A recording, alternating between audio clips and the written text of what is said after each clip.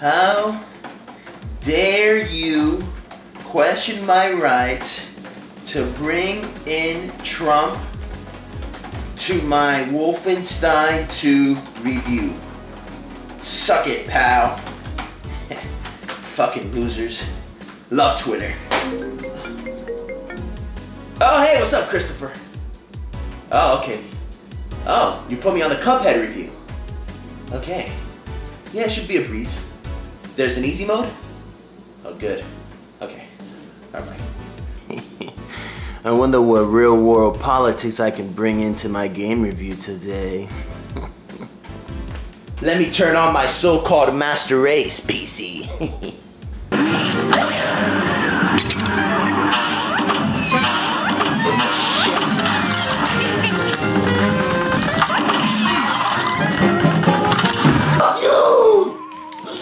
Fuck you! 2 hours later. Christopher, contact the Better Business Bureau. We got a problem.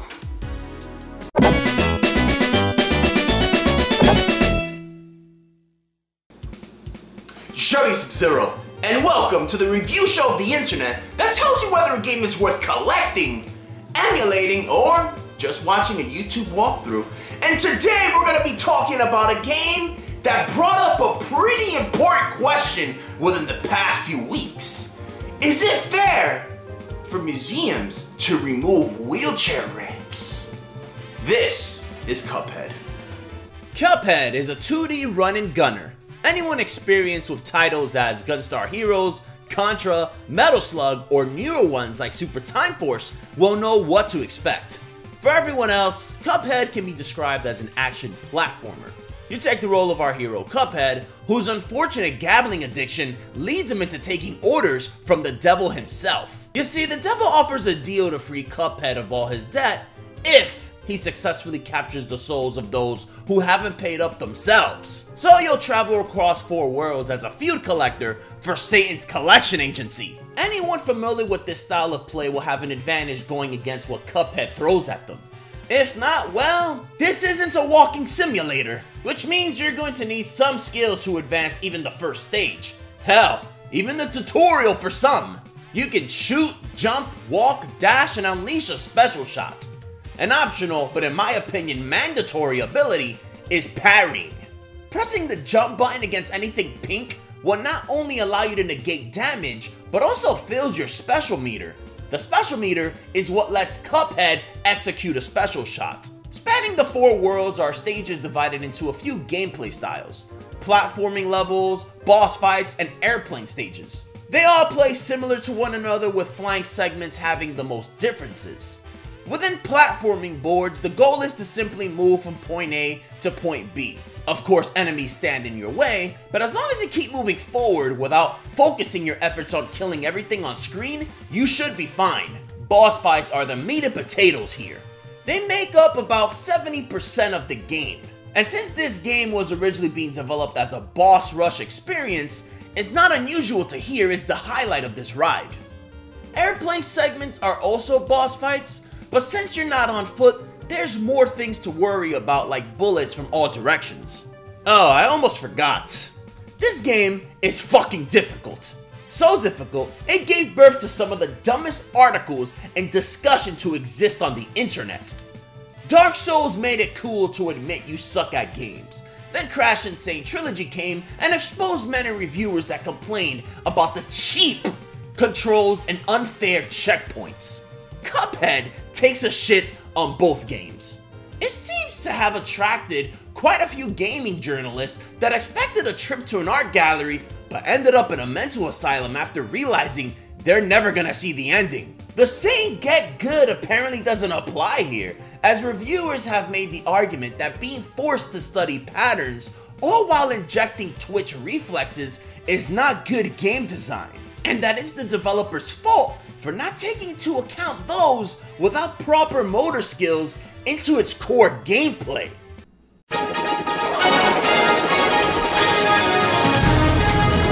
First and foremost, I'd like to thank all of Polygon's partners for taking their time out of their busy review schedule to be here today. I see a lot of IGN reviewers, a lot of Game Spotters, and even some from GameStop. Thank you. You've been a huge help to the gaming industry. So, the question I've been asking myself while I've been playing this piece of shit, a clear 3 out of 10. How are us reviewers supposed to do our job in a timely manner when the developer keeps throwing obstacles our way? How are we supposed to be bosses without a skip boss button? Here at Polygon, we have blacklisted Activision games. Crash Bandicoot, go fuck yourself, alright? Piece of shit. But today, this all ends. Today is the day we show Trump that us reviewers at Polygon, at IGN, at GameSpot, Game Informer, all of us friends here, that we are just as important as CNN and CBS and NBC News. Today, we blacklist all hard video games! Cuphead is a game all about recognizing what you're dealing with and implementing an offense or defense strategy to defeat not only bosses, but clearing platforming stages as well. Learning from your mistakes and improving yourself against the set opposition. What may seem unfair one moment will eventually become recognizable loopholes. Every challenge begins as if you're learning to walk all over again as an infant, then closes up feeling like you're running through the finish line of a race. That's what it felt like to me, a race. As you battle the enemy and lose, which you will lose, a map displaying your progress will act as a way to push you forward to the end. Dying during a particular phase or segment that seems impossible lets you know exactly how far you are from victory, almost like a ray of hope. Personally, knowing how close I was to defeating an enemy helped me understand when bosses changed up their attacks. Boss fights have attack patterns that are divided into phases, or stages of offense. Most, if not all, physically change their appearance or form to help indicate that. The map seen after losing breaks it down further. So say you lose during a boss's second form, at least you know they only have X amount of phases left before claiming that W. Bosses are always hiding a trick up their sleeve. Whether it's one of the easier fights or a controller tossing one, they become increasingly difficult to manage as bouts go on. To ease difficulty are shops. Cuphead can purchase weapons and passive skills, allowing 2 weapons in your inventory that can be switched on the fly. Weapon variation means everyone will find something comfortable to use. I personally use the Mega Buster. This weapon is broken. I don't feel bad because bosses love to fuck me, so fuck it. I can play the fuck me game too. Other than the description listed, weapons don't list the exact damage output they deliver. I found the only way to gauge its power is the end screen after dying. We're keeping an eye out how bosses quickly change to the next phase after several attacks of your newly obtained weapon. Other than weaponry, you can buy abilities that alter character properties, like changing the short dash into a smoke shift which safely moves through enemies and projectiles, or the coffee that quickly builds your super meter. The shop has a good amount of stuff to change how you tackle challenges. And in order to buy things, a currency can be found during run and gun levels, or what everyone calls platforming stages. There's not many here compared to the number of boss fights, but since I didn't find these as fun, there's just enough. The problem I have with run and gun boards are how they're structured. Never did I complete one without dying. It's 100% trial and error. More so than the bosses. Each stage seems crafted to kill players visiting them for the first time. I mean, sure, every game is built with that in mind, but here, it has an NES difficulty feel to it.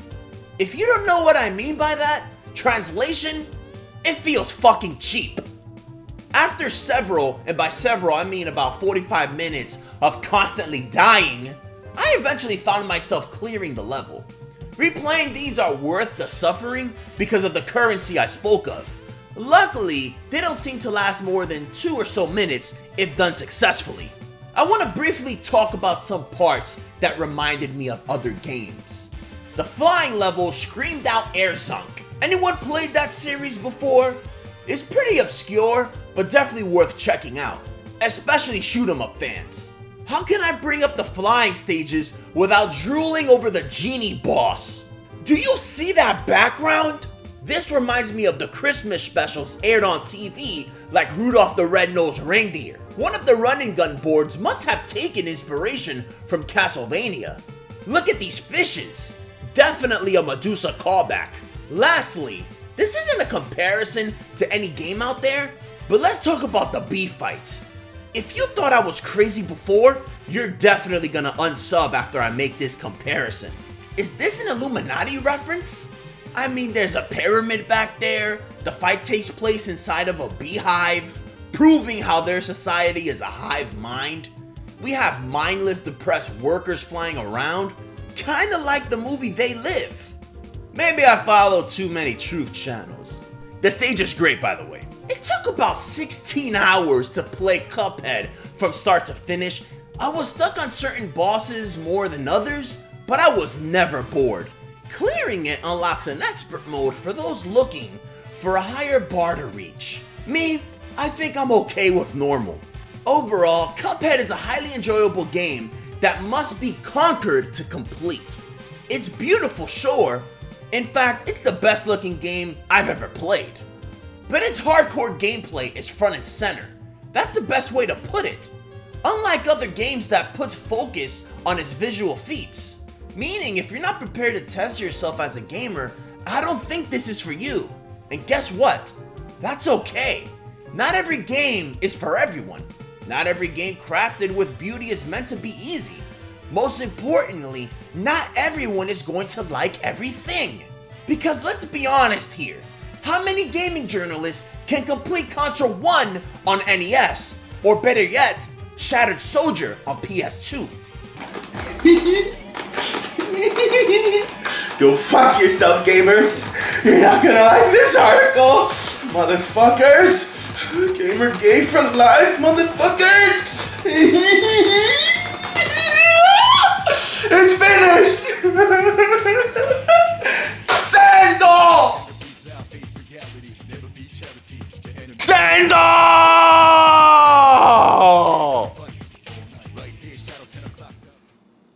So there you have it, guys, my review or rant on Cuphead for PC and Xbox One. Now let's get into my rating system. You know, the rating system that tells you whether a game is worth collecting, emulating, or just watching a YouTube walkthrough. And that answer is simple: collect. Definitely buy this game somewhere on Steam or Windows Store digitally. If you have an Xbox One and you really want a physical version, the developers have confirmed that somewhere down the road, a physical version will be releasing. Now, I don't know if a PC version is also part of that, I doubt it, but Cuphead is one of the best games that I personally played within the past decade, and that says a lot, especially for all you retro gamers out there. Guys, thanks for watching. I greatly appreciate it if you comment down below, hit that thumbs up, and share this video with all of those reviewers who seem to fall into the category that I was parodying today. Later, guys.